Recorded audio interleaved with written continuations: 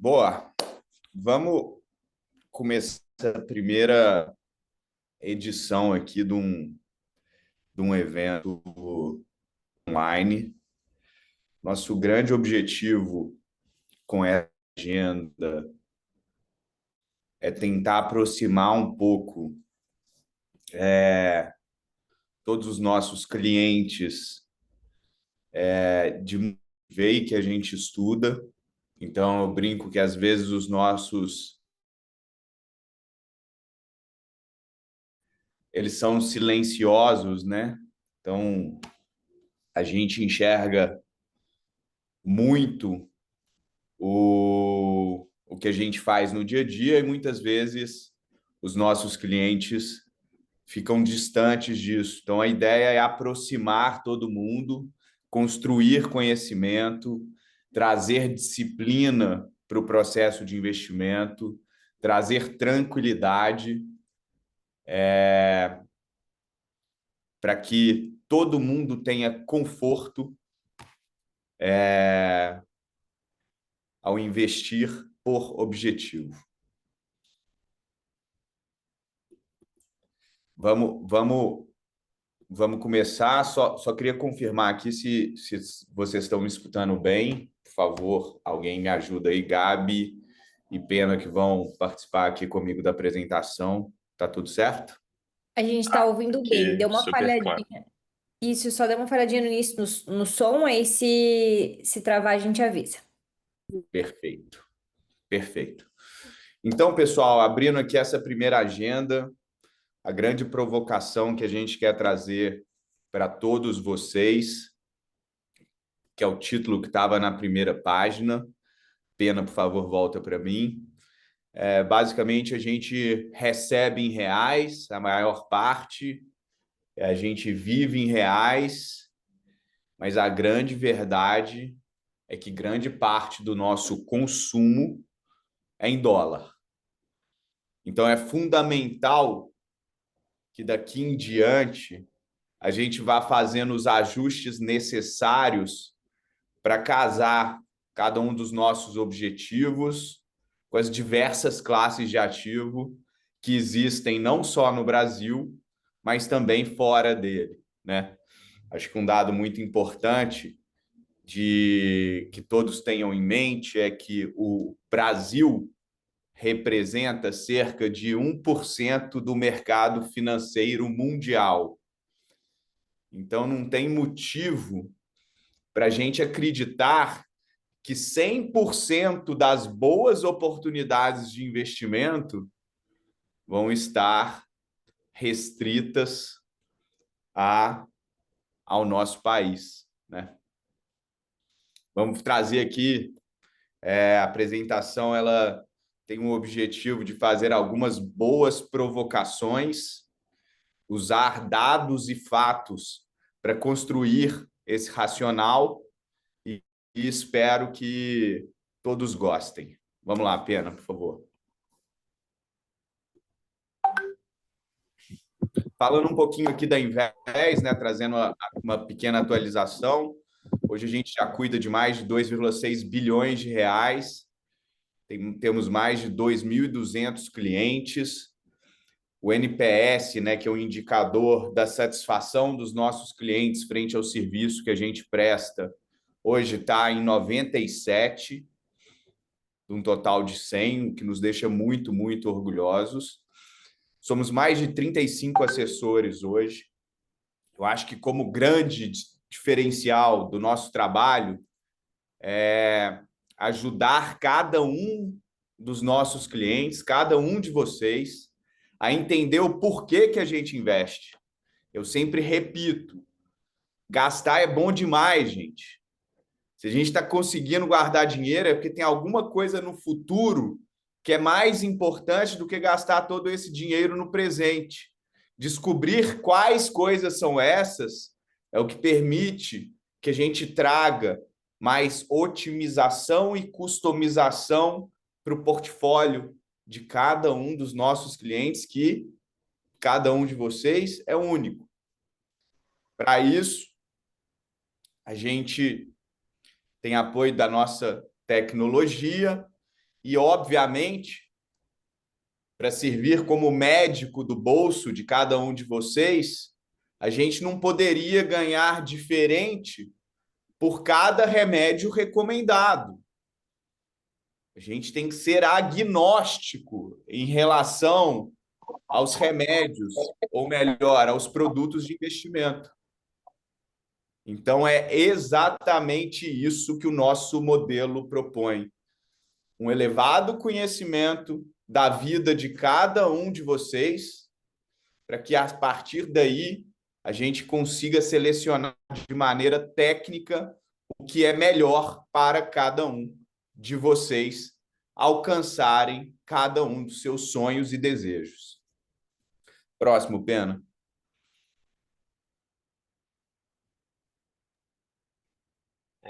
Boa noite, pessoal. Prazer poder falar com todos hoje. E aí, complementando um pouco dessa nossa metodologia de alocação por objetivo, né? Então, a gente tem que partir do princípio de que o dinheiro nada mais é, no final do dia, do que um meio para cada pessoa, né, para o dono daquele dinheiro, conseguir atingir seus objetivos de vida, né? Ter uma qualidade de vida, uma aposentadoria saudável, uma viagem, né? Tudo isso são objetivos que cada um de nós pode ter, né?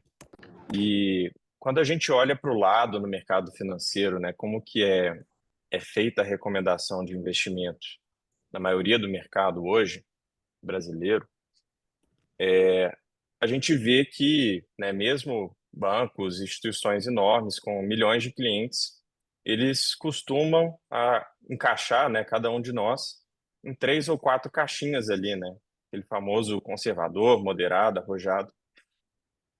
Aqui na Invest a gente entende que isso conta uma parte da Fala, história, né? Moreira. Bom demais? Como é que você tá? Tudo jóia. Ah, Pessoal, por tranquilo. favor, pedir para fechar o microfone. Então, aqui na Invest a gente gosta de pensar de uma maneira diferente, né?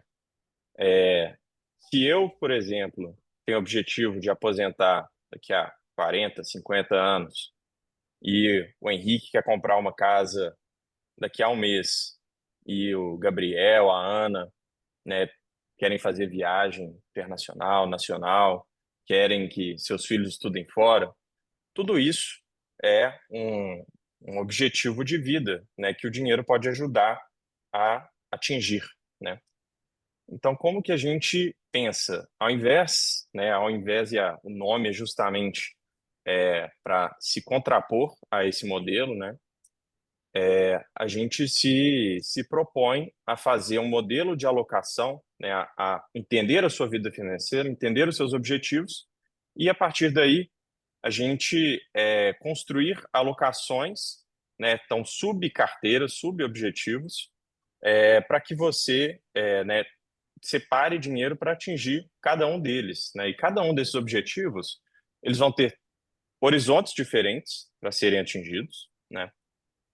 Vão ter riscos diferentes, vão ter necessidade de liquidez, né? E quando que essa liquidez vai vir, que são diferentes, e impostos, que é uma consideração super importante, né? Para a gente levar em consideração de quanto que faz sentido pagar de imposto ou, né, estar numa certa alíquota para atingir aqueles objetivos.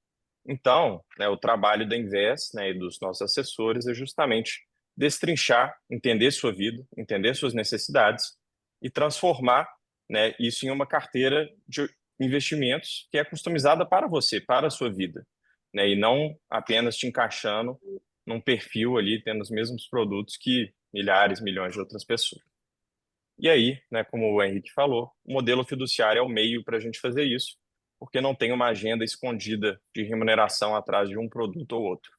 A gente vai fazer, né, vai fazer uma sugestão técnica de investimento com base no que você precisa. E aqui, para praticamente qualquer objetivo que, né, cada um de nós aqui que ganha e gasta em reais vai ter, uma consideração super importante vai ser a inflação, né? A inflação, ela é a perda do poder de compra do dinheiro, né? E aqui a gente, né, tem um gráfico super bacana que consegue exemplificar isso.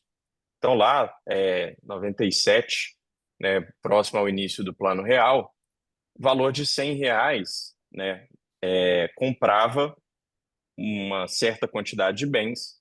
E hoje, né, em 2025, a gente teve uma perda nesse poder de compra equivalente a 81%.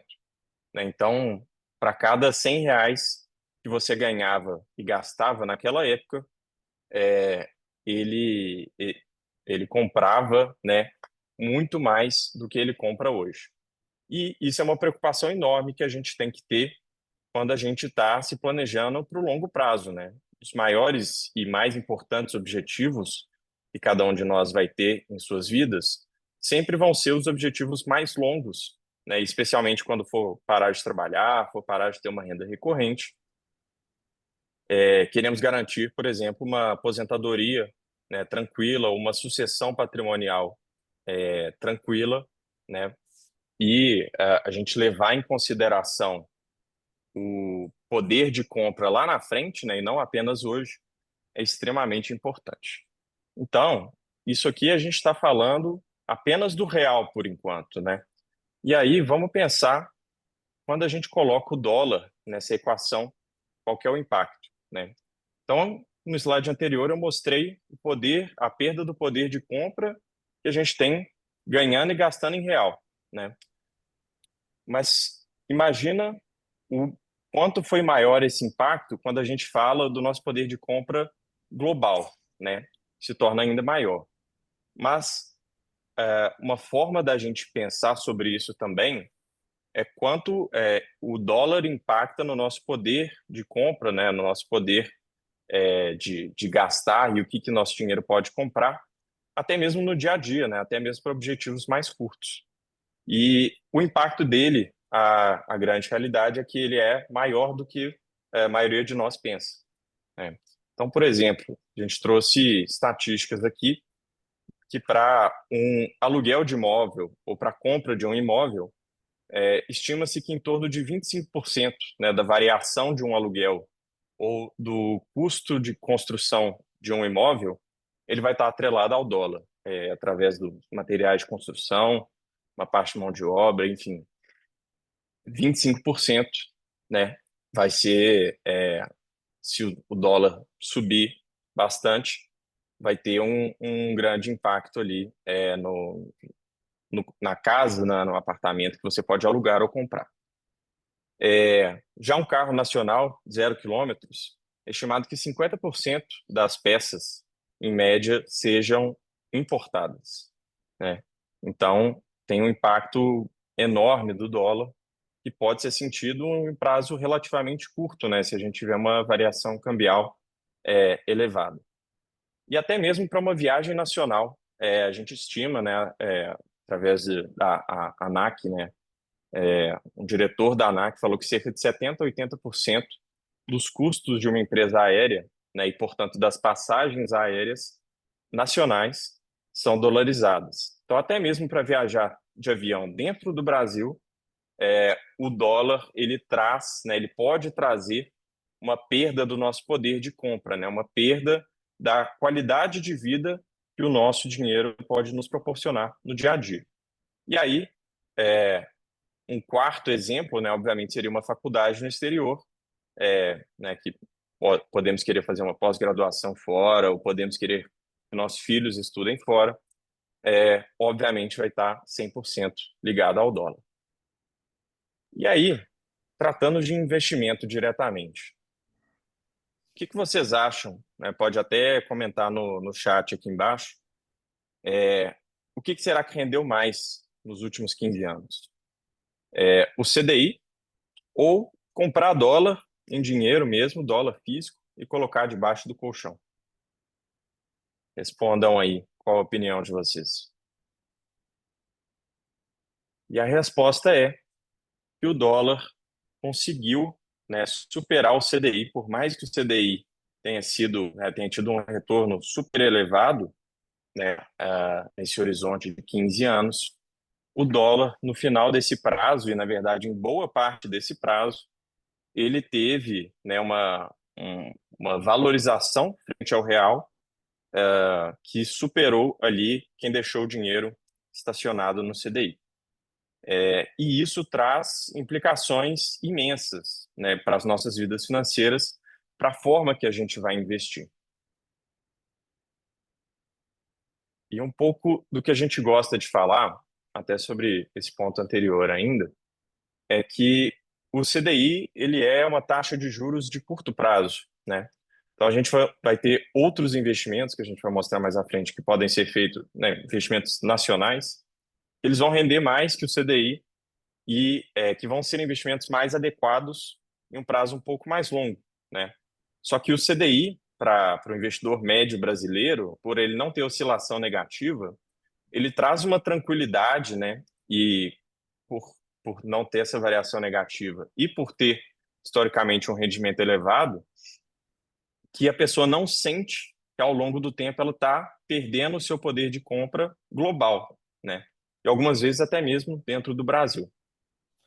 Um ponto importante aqui, só reforçando esse conceito que o Pena trouxe, é o seguinte, pessoal. Uma das primeiras coisas que a gente aprende ao começar a estudar física no colégio é que tudo depende de um referencial. Então, quando a gente olha para o CDI e acha que ele tem ganho em qualquer cenário, é que a gente está vendo o referencial relativo à moeda real. O que esse gráfico trazido pelo Pena aqui na última imagem mostra é que em vários momentos da vida, nos últimos 15 anos, sempre que a linha preta está acima da linha verde-limão, que é o CDI teve retorno negativo em relação ao dólar. Então, se você pegou um dinheiro pensando em fazer uma viagem para o exterior daqui a um tempo, em muitos desses períodos, o seu rendimento foi negativo. Por quê? Porque, dado aquele objetivo, você buscou uma aplicação que nem sempre ganha do seu referencial. Isso apenas reforça a importância de sempre, antes de investir, ter muita clareza do porquê você está investindo. Essa é a única maneira de sempre casar o seu investimento com o referencial certo. Saber o porquê investe. Pode seguir, Pena. Perfeito. E aqui a gente vem para outro motivo, né? Além do motivo do câmbio, da possível perda do poder de compra frente ao mundo, né? Que é a questão de alocação de investimento mesmo, das oportunidades de investimento. E aí a gente traz essa provocação, né? Você quer pescar no aquário ou no oceano, né? Pescar no aquário, vai pegar uma piabinha ou outra ali, e no oceano a gente tem um potencial muito maior, de achar, né, boas oportunidades. Então, trazendo um comparativo, alguns poucos dados aqui que comprovam isso de forma muito clara e mostra como realmente o Brasil é pequeno frente às oportunidades que a gente tem no restante do mundo, né? E aqui a gente está trazendo só Estados Unidos também. Então, por exemplo, market cap, né, que é a soma do valor das empresas que a gente tem dentro do Brasil, é 4,5 trilhões de reais. Lá nos Estados Unidos temos, a gente trouxe aqui duas bolsas, né, mas na verdade lá tem mais do que duas bolsas, diferente no Brasil, que a gente tem apenas a B3. Lá a gente tem um market cap de 170 trilhões de reais na Nasdaq, 155 trilhões de reais na New York Stock Exchange, na Bolsa de Nova York. E aí, acho que o mais interessante aqui, o que mais me chamou a atenção, é o volume diário negociado, né? Então, ou seja, a média que é negociado a cada dia, né, que troca de mão papéis ali, né? Então, entre compra e venda de ações. Na B3, a gente tem um volume diário médio de 27 bilhões de reais, que pode parecer muito, mas quando a gente compara com o volume diário negociado na Nasdaq e na Bolsa de Nova York, a gente vê, né, com 825 bilhões de dólares e 903 bilhões de dólares, a gente vê que leva mais de 2 meses para que a Bolsa Brasileira negocie equivalente a um dia de negociação em apenas essas duas bolsas, apenas nos Estados Unidos, né? Então, é a velocidade e o tamanho das oportunidades e dos dinheiros, né, que trocam de mão lá fora. E alguns outros dados a mais, né? Aqui a gente tem 420 empresas listadas, frente à Nasdaq com 3.400 e a Bolsa de Nova York com 2.300 empresas. E aqui a gente ainda tem né, uma economia ainda um pouco mais provinciana, né, com pesos mais relevantes em empresas de bancos e commodities, né. Lá fora a gente tem acesso a empresas, né, bem diferentes e que estão na fronteira ali da inovação, né. Então são bolsas com um peso bem mais relevante em tecnologia, biotecnologia, né, inteligência artificial, que está super em alta, e N outros setores que muitas vezes a gente nem ouviu falar por aqui. E aí, aqui a gente traz um pouco dessa perspectiva histórica, né, da diferença que faz ter acesso, eventualmente, a esses outros tipos de oportunidade.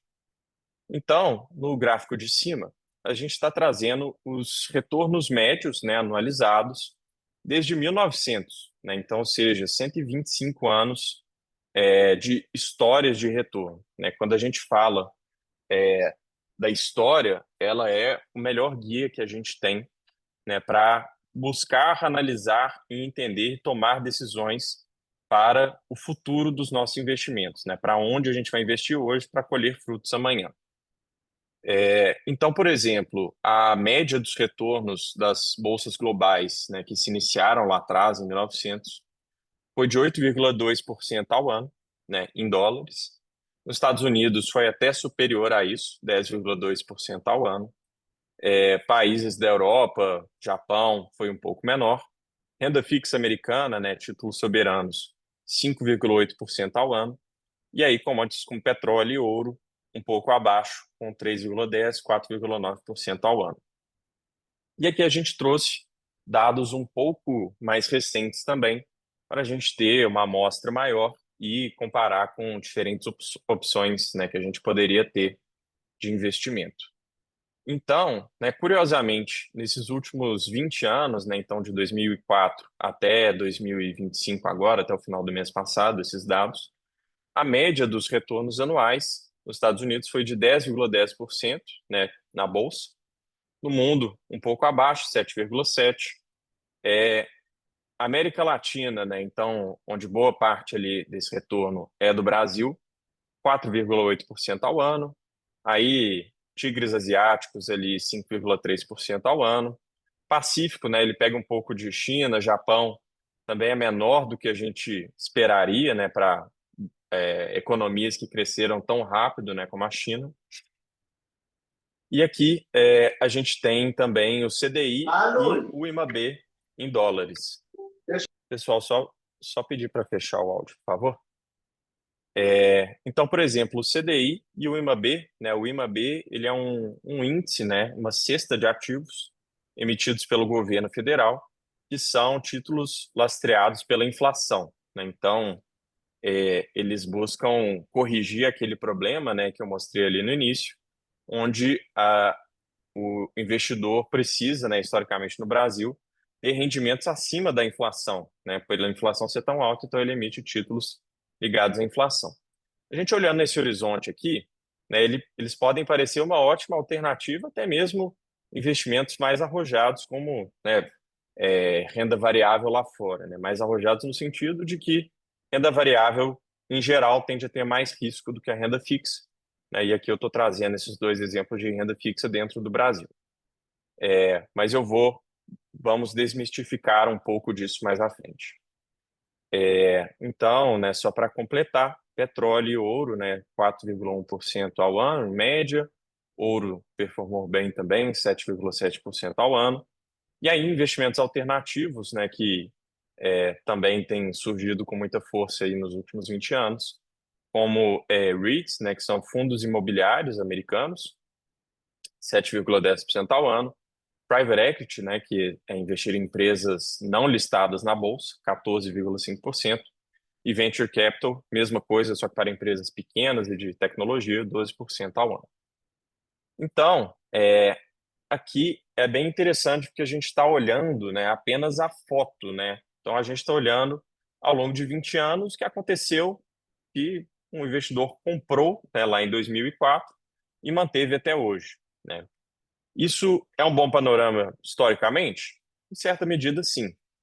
Mas é muito mais interessante quando a gente desdobra esses rendimentos em diferentes janelas, né? E aí o Gabriel vai explicar para a gente um pouco desse conceito de janelas móveis e vai desmistificar um pouco dessa questão do, do, da data de início, né, que você começa o seu investimento, frente a quanto tempo você segura e qual o impacto da janela que você segura esses investimentos.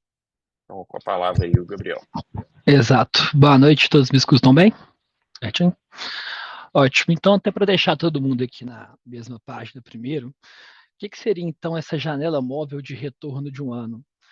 Vou trazer aqui meu celular como exemplo, quem já participou da reunião comigo já viu assim também. Primeiro, falando de um gráfico de rentabilidade, o que é? Você pega o dia que o investimento começa a render, vai acumulando e traz ele aqui para o futuro. Então, se a gente olhar aqui de 2003 até 2025, seria isso. E se eu olhar em setembro, estamos aqui em julho, então eu tenho acumulado ao longo do período. Qual que é o problema quando eu olho para o acumulado ao longo do período? Quando eu vejo isso, eu tenho, na verdade, uma informação no final do dia, da pessoa que entrou e comprou exatamente naquele momento, naquelas condições de mercado, naquela hora. Os demais investidores ali não estão sendo representados pelo que está acontecendo. Então, para isso que entra as janelas móveis. A gente está pegando aqui 22 anos de dados. E a janela usa o celular de exemplo como se ela fosse uma régua. Então, eu vou deixar aqui a minha régua parada de 12 meses, vou pegar aqui a janeiro a dezembro de um ano, por exemplo. Como é que eu faço para poder pegar o meu dado seguinte? Opa, se eu estou aqui de janeiro a dezembro, eu preciso deslocar a minha régua para o lado. Agora eu vou pegar de fevereiro desse ano até janeiro do ano seguinte. Então, o que eu consigo com isso? Conforme eu vou tendo todas as médias de 12 meses, eu vou entendendo, então, o comportamento médio desse investimento ao longo dos anos, e não somente naquele único ponto de entrada. E aí, o primeiro exemplo que a gente vai ter aqui vai ser o próprio CDI. Então, o que a gente consegue ver? E aí, apenas para ir passando o mouse por cima um pouco, estou vendo que em janelas de um ano, o CDI nunca ficou negativo. Ele nunca rendeu abaixo de zero. E mesmo assim, eu estou vendo que ele tem muita constância, né? A rentabilidade dele, de um mês para o outro, de uma variação para outra, janela para outra, elas estão muito próximas. A gente consegue aqui observar momentos diferentes de juros do Brasil, mas como um todo, então, muito concentrados aqui, mostrando que o CDI, para essa janela de um ano, e é o que a gente faz aqui nas carteiras por objetivo, para o curto prazo, ele vai ser realmente o campeão. Para quem precisa ter o dinheiro no próximo ano, vai ser muito difícil bater o CDI. Mas agora também vamos começar a olhar para outros investimentos e como que eles também se comportam num período parecido. E eu trouxe aqui o IMAB. O que é esse IMAB, Gabriel? Seriam todos os títulos do Brasil, do governo brasileiro, que estão ali em circulação, que são títulos de inflação mais alguma coisa. Então, inflação mais 5 para 2029 vai estar fazendo parte aqui. E agora, quando eu olho para essa janela de um ano, dentro aqui desse gráfico, eu já vejo que o comportamento do IMAB ele já é bem diferente do comportamento do CDI. Eu consigo ver que aqui em 2015, por exemplo, eu tive ali uma rentabilidade negativa. Então, quem lembra que na época do impeachment da Dilma, a gente passou por esse momento. Então, títulos de renda fixa com inflação, você abria a sua carteira, eles estavam lá marcados como negativos. Só que também a gente tem outros momentos, como foi ali o pré-Covid em 2020, que opa, o mercado andando bem, esses títulos eles estão super se valorizando. Então, se eu estou olhando aqui somente para essa janela de um ano, esse é o resultado que eu posso ter. Se a gente puxar ainda olhando para 2024, por exemplo, Não é que é possível um ano essa imagem da HD. Opa, Ah, alguém tá. abre o Ah, microfone tá. Eu para ele, acho que o fecha, teu por celular, favor? o teu WhatsApp. Obrigado. Então, com isso, a gente vê que, pô, ano passado, 2024, entrei aqui, montei uma carteira e vamos pensar onde títulos de inflação vão levar a gente. Seja para carteira de renda, carteira de aposentadoria, eu vejo que isso aqui balança muito em um ano. Então, a gente consegue ver que aqui não tem essa mesma tranquilidade, não tem essa mesma estabilidade, então ele é menos previsível no curto prazo. Eu espero poder trazer mais retorno no longo prazo. E ainda para poder finalizar a parte Brasil, vamos colocar aqui o Ibovespa nessa conta também. O Ibovespa, como a gente já está mais acostumado, o índice de ações brasileiro, ele também vão ter momentos ali de grande euforia e momentos de grande depressão. Então a gente olha aqui para 2008, ali na crise sofreu bastante, então o Ibovespa vem, ele encolhe, a gente vê uma recuperação depois ali em 2009, isso em diversos momentos. Então, para a gente poder parar para pensar aqui, se eu estou olhando agora, reparando na linha verde e justamente dessa linha marrom, eu estou vendo que até que em diversos momentos elas estão caminhando para a mesma direção. E isso faz sentido, porque se eu estiver falando de renda fixa, com inflação, com CDI, de bolsa, eu estou falando de Brasil. É como se eu tivesse ali vários ovos diversificados em várias cestas, só que todas essas cestas estão na mesma carroça, e a carroça é o Brasil. Como que de fato, então, eu vou conseguir para poder diversificar ainda mais? Aí, Pena, eu vou te pedir para tirar o MAB e colocar o S&P. Agora vamos olhar aqui, então, a relação aqui da Bolsa Brasileira com o S&P 500. E agora, se eu tinha ali Brasil com Brasil, parecia que estava andando na mesma direção, agora em vários momentos eles estão andando até em direções opostas, né? Então a gente vai olhar aqui, por exemplo, vamos pegar o recorte mais recente, de 23 para frente, a gente vê uma bolsa brasileira sofrendo, uma bolsa brasileira ali com bastante estabilidade, enquanto a bolsa americana caminhando para os máximos. E isso que a gente está vendo aqui tem um nome muito legal, chamado descorrelação entre os ativos. Ou seja, se eu tenho aqui uma carroça com ativos do Brasil e tenho uma carroça com ativos dos Estados Unidos, em diversos momentos esses países vão estar vivendo realidades totalmente diferentes. Então, se eu concentro, pô, estou vendo que minha carteira está diversificada. Eu tenho renda fixa, tenho renda variável, tenho aqui fundos imobiliários, eu tenho tudo. Só que esses ovos estão na carroça Brasil. Em momentos que essa carroça tombar, igual a gente viu que aconteceu no ano passado, foi um ano muito estável economicamente falando, precisa ter agora um paraquedas nessa história. Precisa ter alguém que olhe para o outro lado e fala, opa, esse aqui está indo mal, eu posso estar indo bem. E quem que vira com esse paraquedas automático? Justamente o que o Breno vai colocar aqui, o dólar. Então, em momentos de estabilidade, o Brasil, por ser uma economia ainda em desenvolvimento, não ser uma economia forte, quando a percepção de risco no mundo aumenta, o caminho natural são os dólares saindo do Brasil. Esses dólares saindo do Brasil, a gente tem justamente essa valorização. Acho que fica fresco na memória de todo mundo, como que foi da pandemia para frente, por exemplo. O dólar antes da pandemia era R$ 4. Passamos por uma crise do mundo, o dólar valorizou quase 50%, passou até de 6. Agora está estável em 5,5. Então, se olha para um ano, o que eu tiro de conclusão desse primeiro slide? Estou vendo que o CDI é realmente campeão. Porque se eu quero comprar uma casa daqui a 6 meses, por exemplo, não vou colocar na Bolsa Americana, que eu posso pegar uma janela ruim, não vou colocar no Ibovespa, que eu posso pegar a janela ruim, não posso colocar no IBOB. Então, essa é a conversa para um ano, via janelas móveis. Só que agora vamos entender, então eu falei de um curtíssimo prazo, vamos alongar esse horizonte, vamos ficar aqui durante 10 anos e olhar Ô, como é que essa Gabi, janela vai ser. Diga. só aguardando aqui, pessoal. Pena, volta um slide, por favor. Só para deixar muito claro duas grandes lições por trás desse slide.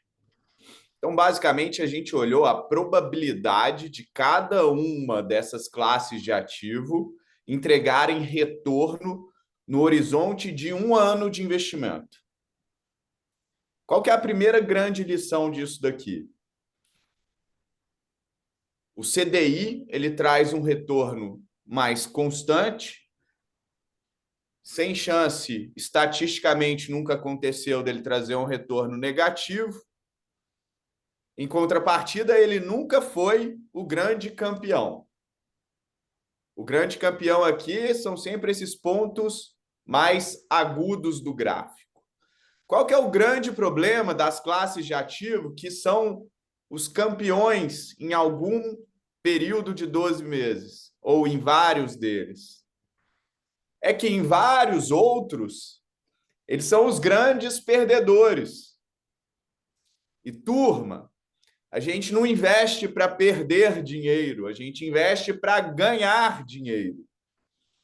Então, aquele investidor que precisa usar o dinheiro para um objetivo de 1 ano ou até 1 ano, deve buscar o conforto, a previsibilidade e a tranquilidade do CDI. Aham.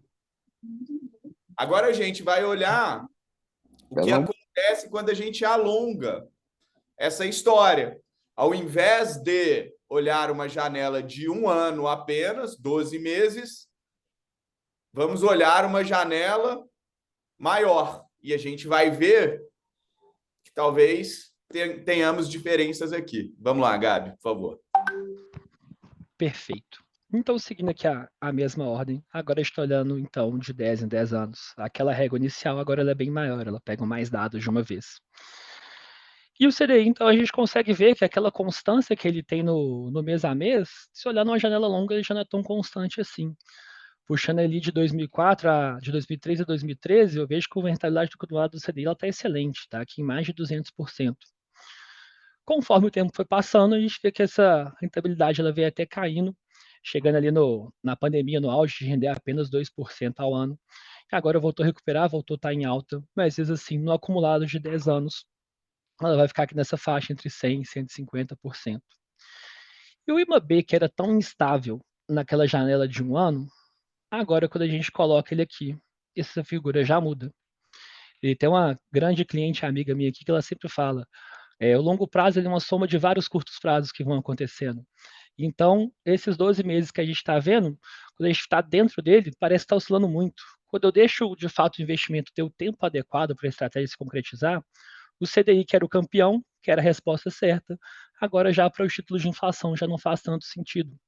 Em 100% das janelas de 10 anos, de 2003 para cá, foi melhor ter ficado investido em inflação por longo prazo do que ficar investido no CDI.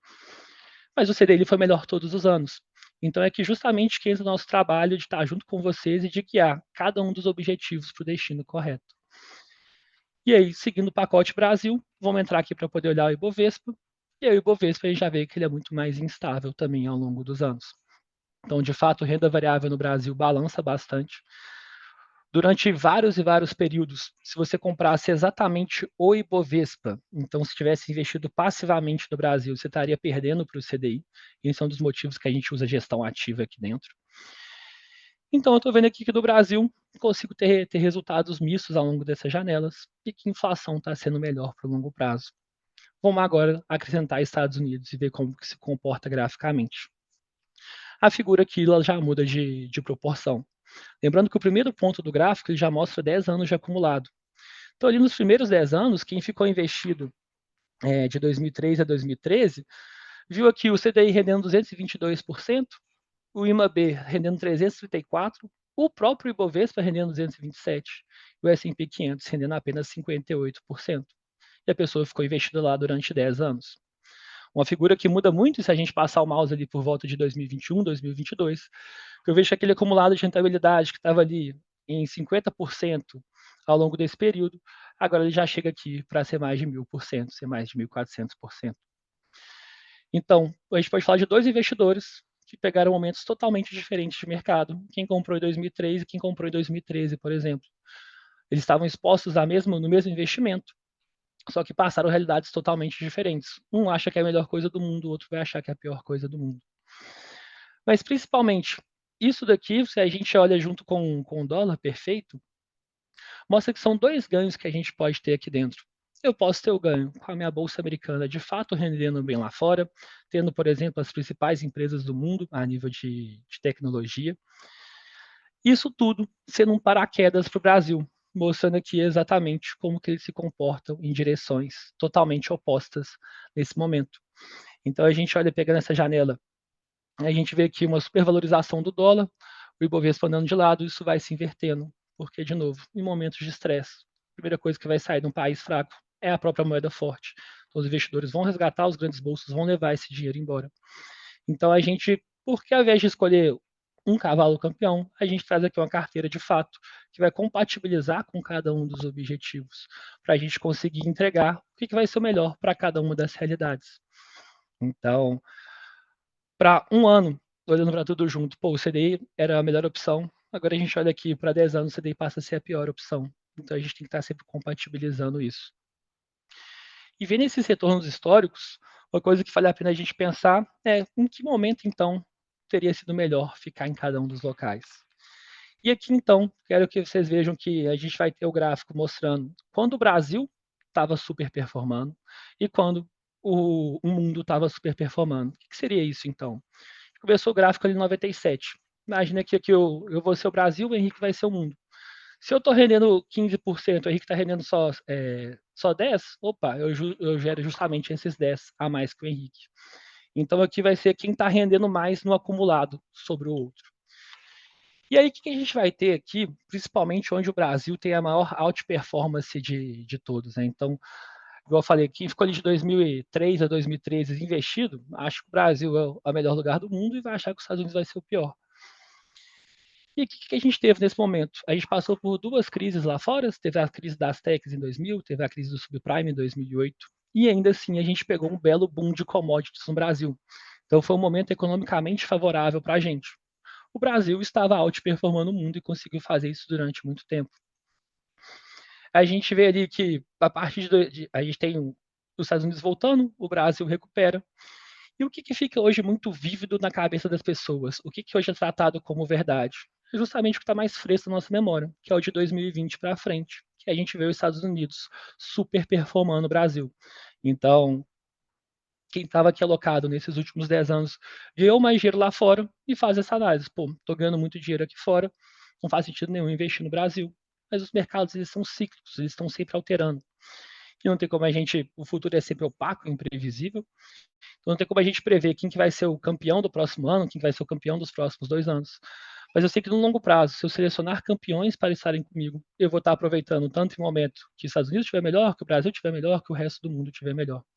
Então, de fato, saber surfar esses momentos de alta com diversificação também para poder segurar esses momentos de queda. Então, a gente consegue ver aqui que isso se inverte, isso é cíclico, e que a gente não sabe onde vai ser o próximo passo. Se o Brasil volta a começar a outperformar daqui para frente, de novo, o futuro é opaco, imprevisível, a gente não quer trazer nenhuma afirmação em cima disso.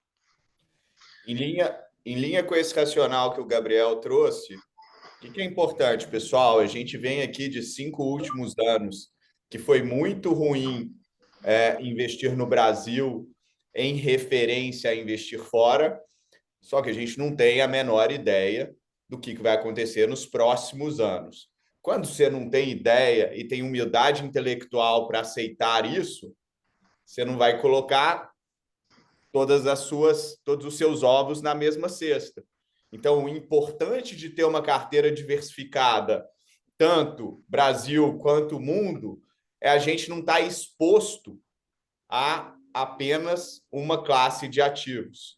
Imagina a experiência do investidor brasileiro que lá no final da década de 90, no início dos anos 2000, ficou 100% investido fora do Brasil. Motivo para isso não faltava. Claramente, ele perdeu talvez uma das melhores épocas de estar investido aqui dentro versus lá fora. Então, importante, qual que é a grande mensagem desse gráfico? Tudo é cíclico, alterna e a gente não tem previsibilidade de quando um começa e quando o outro termina.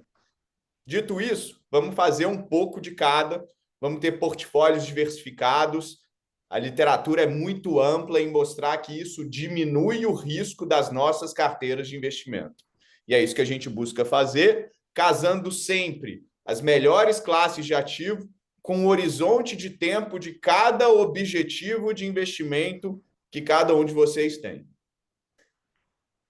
Bom, Henrique, e aí só um parêntese rápido, né, sobre a diversificação. A diversificação, basicamente, por definição, né, a boa diversificação, ela implica que em alguma parte do seu portfólio, algum ativo do seu portfólio vai estar perdendo dinheiro e outro vai estar ganhando, né? Se eles são perfeitamente descorrelacionados, um só cai enquanto o outro só sobe, né, durante algum período de tempo, né, você vai estar ganhando dinheiro com um, perdendo com o outro. E a boa gestão de portfólio, ela busca justamente isso, porque no longo prazo, o portfólio em si, né, o dinheiro como um todo, vai balançar menos ao longo do tempo, e você vai ter um retorno maior, né, vai aproveitar o retorno desses dois ativos que no longo prazo têm expectativas positivas de retorno, mas balançando muito menos, né, tendo uma variação muito menor do que cada um deles individualmente. Exato. E por falar justamente dessa parte de instabilidade, pensar aqui muito.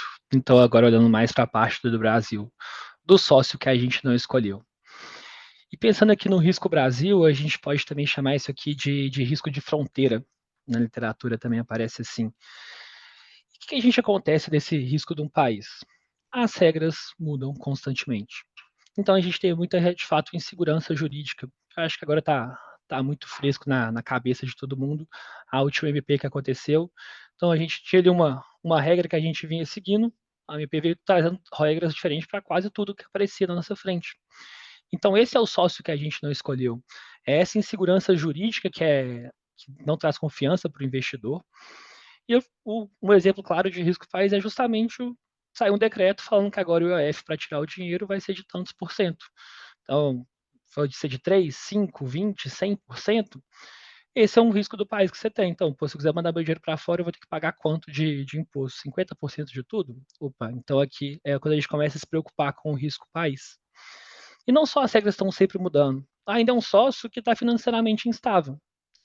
É um sócio que está com dificuldade para poder. Está conseguindo arrecadar bem, mas está com dificuldade para poder manter esse caixa. Então, isso apresenta não só de hoje, não só do governo atual, do governo passado, e também isso acaba sendo uma marca registrada que o Brasil vem trazendo com ele. E até uma frase que é muito famosa e que vai ficar muito clara, que justamente até o passado aqui é incerto. Então, históricos de decisão muito imprevisíveis, a gente já viu ali em momentos de crise, tomada de decisões muito ruins sendo feitas. Então, às vezes guiados por interesses que não necessariamente o melhor do bem comum. Então, esse é um sócio que a gente está tendo. E esse sócio que a gente está tendo também, ele trazer aqui também algumas reportagens que mostram para poder realmente lembrar como que isso vai acontecer. Passa para mim, por favor.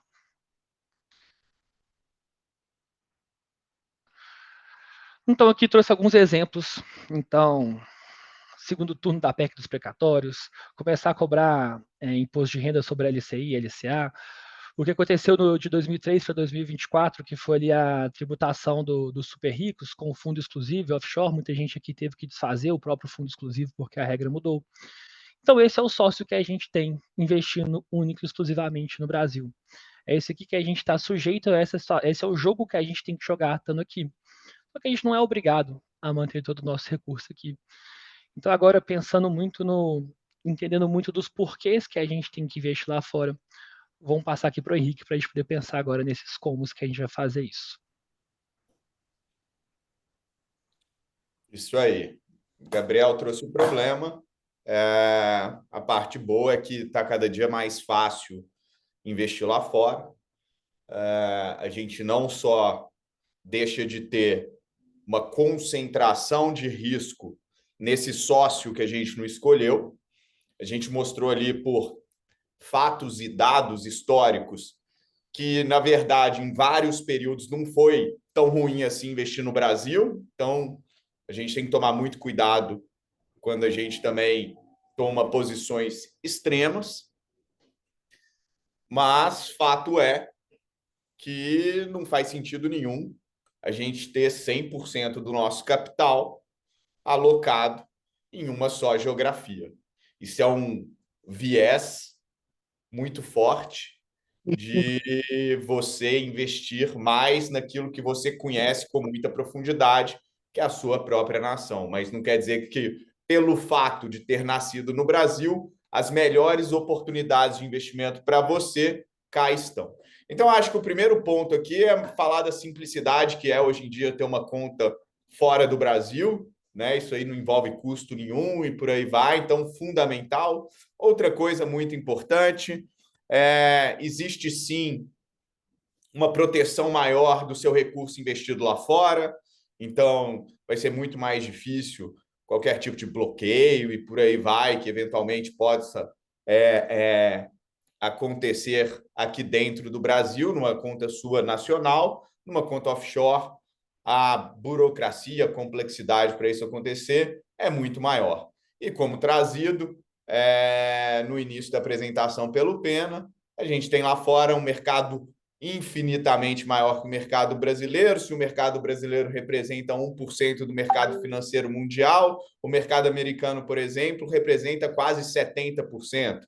Então, a gente está falando aí de uma amplitude de opções de investimento com diversificação de risco muito maior. Então, ponto 1, simplicidade. Passando, Pena.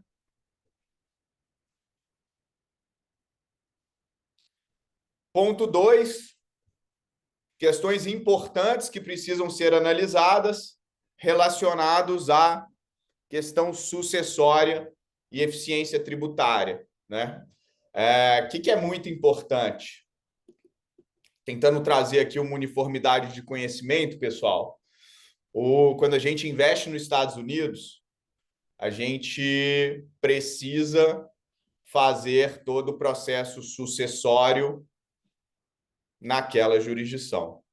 E, basicamente, lá nos Estados Unidos tem uma regra que o imposto para sucessão para não residentes, como nós brasileiros, ele é muito, muito alto, atingindo 40% a partir de $60 mil. Então, é importante buscar alternativas que tragam a diversificação, mas, obviamente, não nos exponha a um risco de pagar um imposto sucessório muito mais elevado do que o que a gente tem aqui no Brasil. Uma das alternativas é constituir um offshore, outra alternativa é investir em ETFs irlandeses e por aí vai. Existem diferentes alternativas. Para isso, próximo slide, por favor, Pena, é fundamental um entendimento do momento de vida de cada pessoa, das motivações de estar investindo lá fora, se existe ou não existe herdeiros, e por aí vai. Então, o entendimento completo é que vai trazer uma resposta adequada para cada um de vocês. Fundamental é que a gente tenha e reúna todas as informações. A partir dessas informações, a gente começa a entender o que é adequado em cada caso, tá? Próximo, Pena. Aqui, turma, reforçando, não basta ir para o exterior. A gente tem que ir para o exterior da forma correta. Então, quando eu saio do Brasil e deixo de ter só o risco no Brasil, eu já aumento o meu grau de diversificação. Quando eu vou lá para fora e me exponho a diferentes classes de ativo, eu aumento ainda mais o meu grau de diversificação. O que essa tabela aqui mostra? Eu quero que vocês prestem atenção apenas nas cores. Cor verde, retorno positivo. Cor vermelha, retorno negativo. Primeira linha da coluna, primeira coluna, retorno da Bolsa Americana. Segunda coluna, retorno da renda fixa americana de 10 anos. Terceira coluna, a soma dos dois portfólios. O que é imperioso entender ao olhar para essa tabela?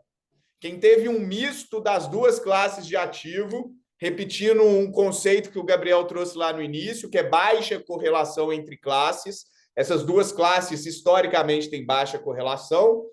Quem teve um misto dos dois, diminuiu muito o risco da carteira.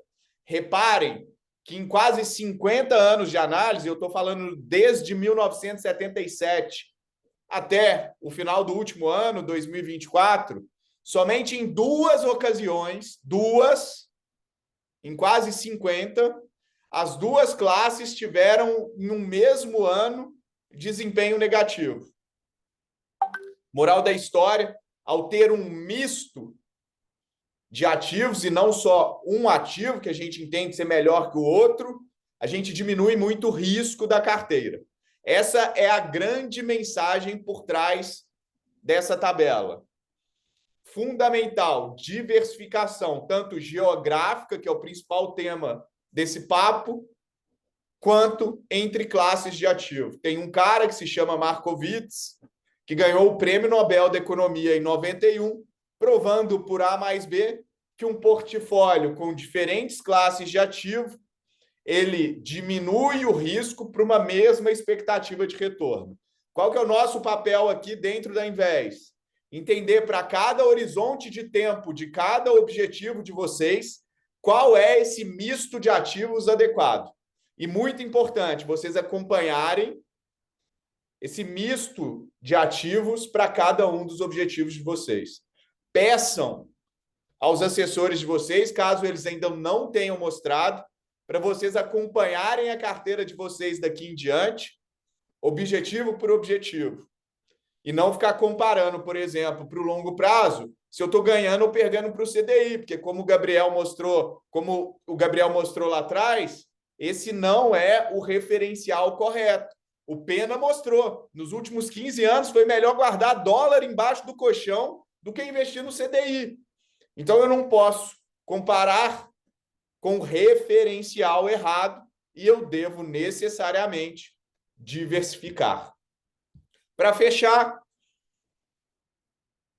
o que é um bom exemplo de uma carteira diversificada, né?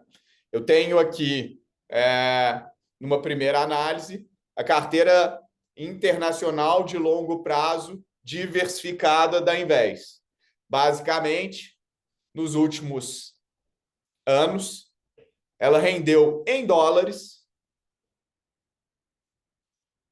Lá na ponta, por favor, Pena. Ela rendeu em dólares quase 200%.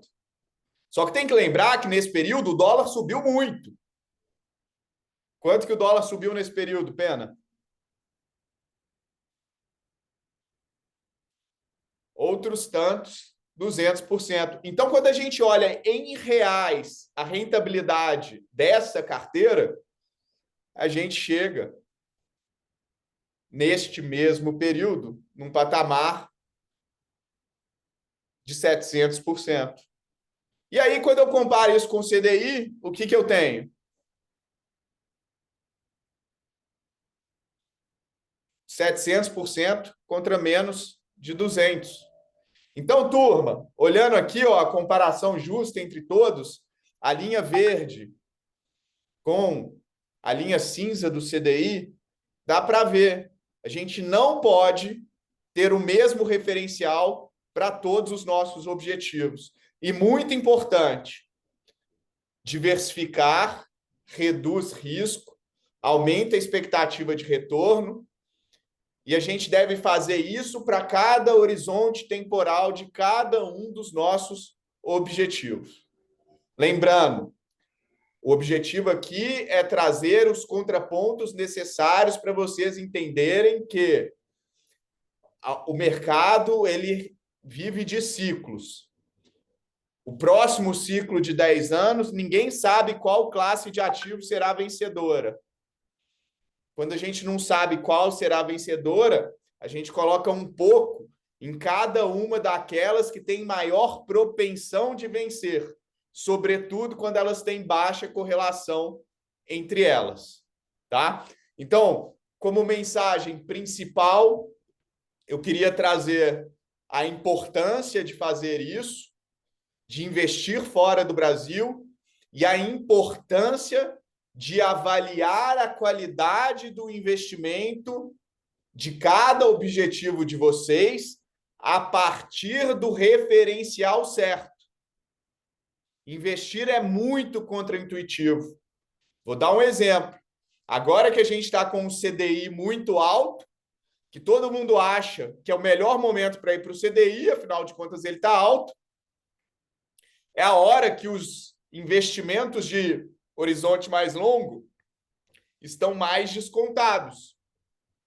Então, eu, Henrique, gosto de fugir do CDI nesse momento.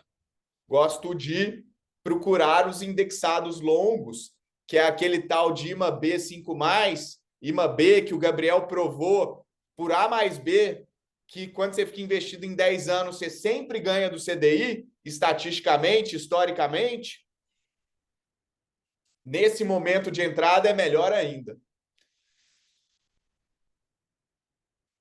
Fechando o papo de hoje, importante. Eu falo aqui dentro.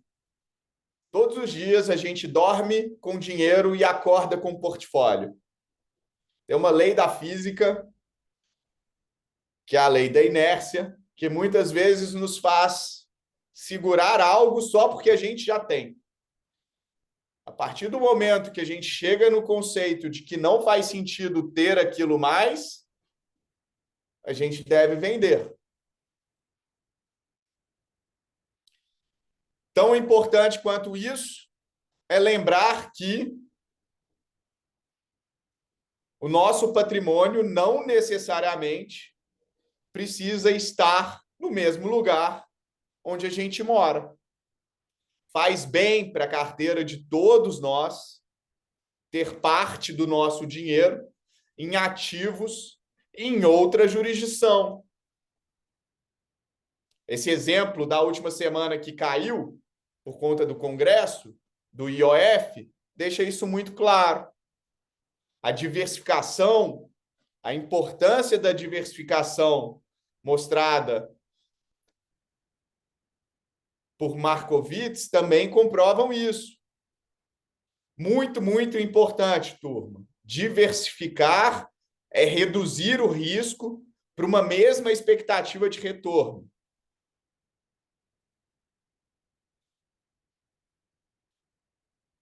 Eu acho que era esses os conceitos que a gente queria passar. Para fechar a apresentação, eu queria responder algumas perguntas que sempre surgem. Existe algum mínimo para ter um investimento internacional? Resposta: não. Tem custo de manutenção para essa conta? Não. Imposto. Hoje em dia, a gente paga o mesmo imposto investindo fora e investindo aqui no Brasil. Hoje em dia, a gente tem que declarar da mesma forma os nossos investimentos fora do que no Brasil. Fica em bens e direitos da mesma maneira. Pergunta recorrente. A mudança, a reforma tributária que mudou a lei das offshore, muda alguma coisa para quem tem conta na pessoa física? Na verdade, a mudança foi ampla naquele mesmo momento. Basicamente, tornou-se mais homogêneo o jeito de investir através do offshore e o jeito de se investir fora do offshore. Sobre valor mínimo para investimento em offshore, essa conta mudou muito e está muito mais relacionada à segurança e facilidade num processo sucessório que qualquer outra coisa. Em caso de dúvida, é fundamental analisar as demandas caso a caso. Então, não existe resposta universal para isso. Cada um pode chamar o seu próprio assessor e a gente vai estudar os casos individualmente. Como a offshore ajuda no planejamento sucessório e na proteção contra o imposto de sucessão elevadíssimo para nós brasileiros nos Estados Unidos? Basicamente, turma, sem me alongar demais nessa resposta, tudo acontece em outra jurisdição. A empresa offshore ela fica num paraíso fiscal e esse processo sucessório vai acontecer neste paraíso fiscal. Então, não vai passar pelas regras sucessórias americanas, mesmo que os ativos que a gente investe através dessa empresa offshore, eles fiquem todos nos Estados Unidos. O que vai ter a sucessão não são os ativos em si, e sim a empresa offshore. Então, isso simplifica muito o processo. Há limite anual para remessa de recursos? Não. E voltando a afirmar, o governo tinha aumentado o IOF para essas remessas para 1,1% para investimentos, e esse valor voltou para 0,38%. Então, não existe limite. Acho que o dólar vai desvalorizar, ainda assim vale a pena investir no exterior? Pessoal, essa resposta ninguém tem. Então, se você está achando isso, você está achando isso sem motivação crível. O importante de entender sobre investimento exterior é entender que o dólar oscila e oscila muito. No ano passado foi 27% de oscilação ao longo do ano. Então, a forma adequada de fazer isso é fazer aos poucos e sempre. Posso compensar prejuízos em ações ETFs comprados no exterior? Isso daqui é muito importante que a gente entenda qual que é a estrutura que você está investindo, se é uma offshore opaca, uma offshore transparente, se é na pessoa física, para trazer os esclarecimentos adequados. Existem produtos no exterior que não encontro na Bolsa Brasileira? Certamente. A gama de produtos investível lá fora e a liquidez, como o Pena mostrou nos slides anteriores, é infinitamente maior. Meus investimentos ficam protegidos se o banco corretor estrangeiro tiver problema? Sim, primeira coisa, o seu risco é atrelado ao ativo. E o mais importante, quando você investe no exterior, o seu dinheiro fica custodiado em custodiantes gigantescos, que têm trilhões de dólares, como Pershing, Apex e outros. É possível investir em outras moedas fortes, além do dólar? Certamente, e muito importante, quando a gente olha para esse investimento no exterior, não necessariamente a gente vai investir apenas em empresas americanas. Relativo à transferência de conta, o processo é super simples, isso aí é bem operacional, é mais fácil a gente tratar cada caso perguntando para o próprio assessor. Pessoal, eu acho que a ideia era essa. Só para fechar aqui, o último slide.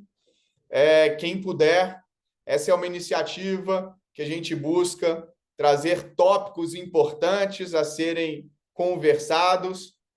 Avaliem o que vocês acharam do papo, tragam feedbacks. Para a gente é muito importante melhorar todos os dias. Nosso grande objetivo é esse. Acho que a ideia é essa. Muito obrigado pela presença e boa noite. Boa noite, pessoal. Obrigado.